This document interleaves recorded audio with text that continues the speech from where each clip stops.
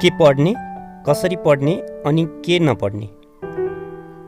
गोरखापत्र अनलाइनमा डाक्टर कुन्दन अर्याल लेख्नुहुन्छ, कागजमा छापिने अखबारदेखि रेडियो, टेलिभिजन र अनलाइन माध्यमसम्म मानिस हरेक क्षण अनेक सामग्री निहाल्दछन्।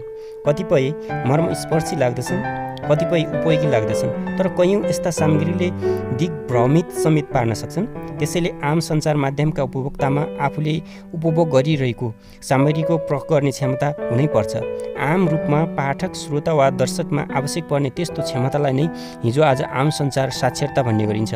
कुनै बेला थियो अखबारको पाठक बढाउन साक्षरता र सहरीकरणमा जोड दिनुपर्छ भन्ने गरिन्थ्यो। 19औँ शताब्दीको मध्यदेखि अमेरिका लगायत विकसित मुलुकमा अखबारहरू अति सीमित भौगोलिक र सामुदायिक दायरा नागेर बहुसङ्ख्यक मानिसबीच पुग्न थालेपछि नै आम रूपमा वितरण हुने अखबारहरूको उदय भएको थियो। त्यो परिवर्तनको एउटा आधार शिक्षाको विकास नै थियो। बहुलवादी समाजमा सामान्यतया कुनै पनि सामग्रीको तथ्य र तर्कलाई मानिसले उपलब्ध अरू धारणा र आफ्नो बुझाइसँग तुलना गरेर निष्कर्ष निकाल्छन् भन्ने मान्यता हुन्छ। तर आजको विश्वमा विधि र प्रक्रियाका साथ सङ्कलित सामग्रीहरूलाई सम्पादन र परिमार्जन गरेर मात्र छाप्ने संस्थागत आम सञ्चार माध्यम मात्र छैनन्। आज नेपालमा पनि एक मिडिया उपभोक्ताका सामु 3 किसिमका सूचना स्रोत वा सार्वजनिक वृत्त उपलब्ध छन्। पहिलो, मूलतः व्यावसायिक रूपमा सञ्चालित हुन्छन् भन्ने विश्वास आर्जन गर्दै आएका संस्थागत मिडिया, जसका बारेमा कम्तीमा सैद्धान्तिक रूपमा बुझिने कुरा के हो भने दक्ष जनशक्तिले तथ्य सङ्कलन र सामग्रीको उत्पादन गर्छन्। सङ्कलन र उत्पादनका सम्बन्धमा विश्वव्यापी रूपमा स्वीकार गरिँदै आएका व्यावसायिक मूल्य र मान्यता छन्, जस अन्तर्गत यस्ता मिडियाले आफूलाई सार्वजनिक निगरानीमा रहेको संस्था ठानेर घोषित रूपमा जनता र समाजप्रतिको उत्तरदायित्वलाई स्वीकार गरेका हुन्छन्। यी मिडिया जति बढी राजनीतिक र आर्थिक रूपमा स्वतन्त्र हुन्छन् वा जति परिमाणमा आत्मनिर्भर हुन्छन्, त्यति बढी पक्षपातको नीतिबाट टाढा हुन सक्छन्। आजको नेपालमा नेपाली मिडियाका मूल प्रवृत्ति यस्तै जिम्मेवार, चेतनशील, व्यावसायिक र आर्थिक रूपमा आफ्नै खुट्टामा उभिएको हुनुपर्छ भन्ने आग्रह हो। तर यस सन्दर्भमा राजनीतिक स्वतन्त्रताको प्रत्याभूति भए पनि मूलतः आत्मनिर्भरताकै सवालमा समस्या देखिएको छ। कतिपय विकसित लोकतन्त्रमा जस्तै लगानीकर्ताको अनियन्त्रित आर्थिक महत्त्वाकांक्षाले सम्पादकीय स्वतन्त्रतामा असर पुग्न गएको अनुमान गर्न गाह्रो छैन। यस्ता मिडिया कागज र डिजिटल स्क्रिन वा केवल डिजिटल स्क्रिनमा अधिक मानिसमाझ उपलब्ध छन्। दोस्रो वर्गमा नेपालको सूचना र सार्वजनिक बहसको वृत्तमा व्यावसायिक रूपमा परिचय स्थापना नगरेका न्यून बजेटका मिडिया पर्छन्। यस्ता कतिपय साना लगानीका मिडिया पनि व्यावसायिक रूपमा सञ्चालन भएका छैनन् भन्ने नहोला, तर आम रूपमा मौसमी अखबारका रूपमा चिनिने यस्ता अखबार आर्थिक रूपमा पराधीन र राजनीतिक रूपमा पूर्वाग्रही देखिँदै आएका छन्। साना लगानीमा पनि व्यावसायिक रूपमा अनुसन्धानमूलक र आम मानिसलाई उपयोगी ठहरिने र बजारमा तत्काल बिक्री नहुने फरक खालका सामग्री प्रस्तुत गर्दै पृथक पहिचान स्थापित गर्ने खालका अखबारको उदाहरण दिन सकिन्छ। तर नेपालमा भने अहिलेका अनलाइन समाचार माध्यमहरूले आम रूपमा पहिलेका साप्ताहिककै एउटा अमुक केन्द्रको पक्ष पोषण गर्ने प्रवृत्तिलाई नै पछ्याएका छन्।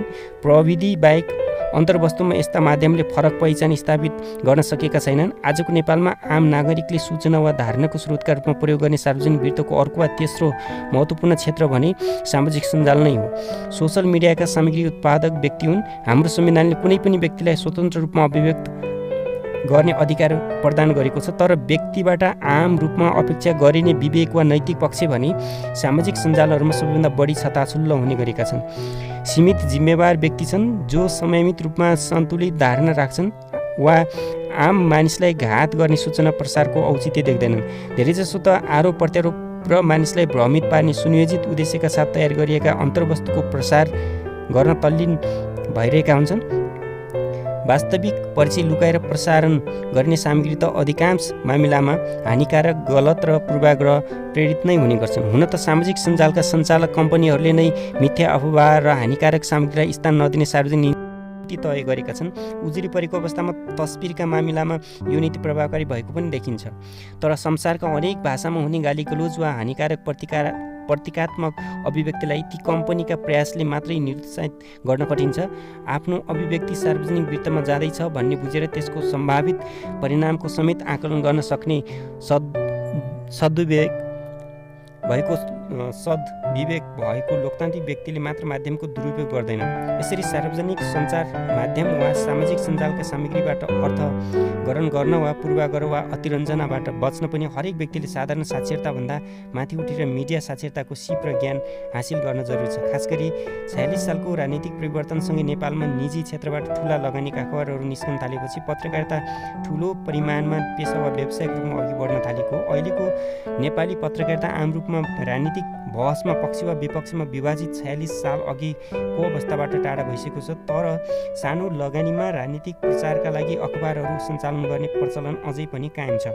आर्थिक रूपमा निर्बल त्यस्ता मिडियाको आम जनतामा खासै प्रभाव देखिँदैन। कतिपय त्यस्ता साप्ताहिकहरूलाई त कोभिड-19ले अन्तिम झट्का दिइसकेको छ। तर अनलाइन मिडियाको प्रचलनले त्यस्ता अन्तर्वस्तुलाई प्रसार वा वितरणको नयाँ आधार प्रदान गरेको छ। आर्थिक सुनिश्चितता नभएका अनिश्चित भविष्य बोकेर ज्यादै थोरै लगानीमा सुरु गरेका अनलाइन समाचार पोर्टलहरू छ्यापछ्याप्ती छन्।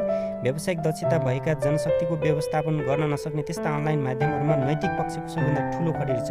तर त्योभन्दा ठुलो समस्या ठुलो जनसङ्ख्याले मोबाइल स्क्रिनमा हेर्न मिल्ने अनलाइन समाचार मिडिया र सामाजिक सञ्जालबीच भिन्नता नदेख्दा उत्पन्न भएको छ। जे जस्तो भए पनि अनलाइन मिडियामा सम्पादनकर्मीको नाम उल्लेख गरिएको हुन्छ, त्यस्ता मिडियाको नियमितता हुन्छ र ती सम्पादित विषयवस्तु प्रस्तुत गर्ने मिडियाको अभिलेख प्रेस काउन्सिल नेपालमा राखिएको हुन्छ। तर सामाजिक सञ्जालमा कुनै अमुक व्यक्तिले नितान्त व्यक्तिगत मानसिकता अभिव्यक्त गरिरहेको हुन्छ।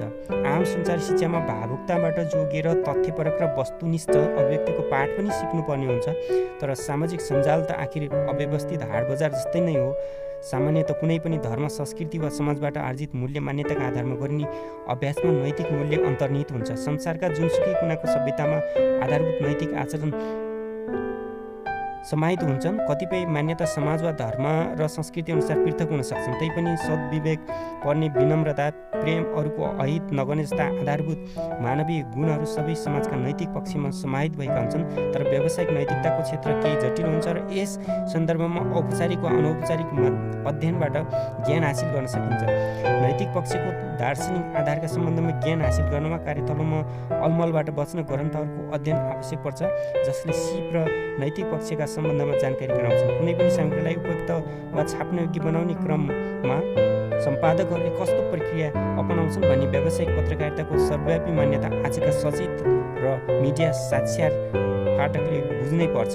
त्यही बुझाइका आधारमा संस्थागत मिडियाका सामग्रीलाई हरेक पाठकले मूल्याङ्कन गर्नुपर्छ। त्यसै गरी सामाजिक सञ्जालमा लेखेका कुरालाई सर्लक्कै निल्नुभन्दा पहिले सामान्य ज्ञान र आफ्नै आँखाले देखिरहेको आफू वरिपरिको परिवेशका आधारमा आफैले विषयको सत्यापन गर्नै पर्छ। जसरी आज शब्द वा अक्षर, स्वर अनि तस्बिरको निर्विघ्न र द्रुत प्रवाहले मानव सभ्यतालाई नै झन्झन अघि बढाइरहेको छ, त्यसै गरी यही प्रवाहले समस्या पनि सिर्जना गरिरहेको छ। यस्तो समस्यालाई जित्ने उपाय हरेक व्यक्तिसँग छ, त्यो हो मिडिया साक्षरता।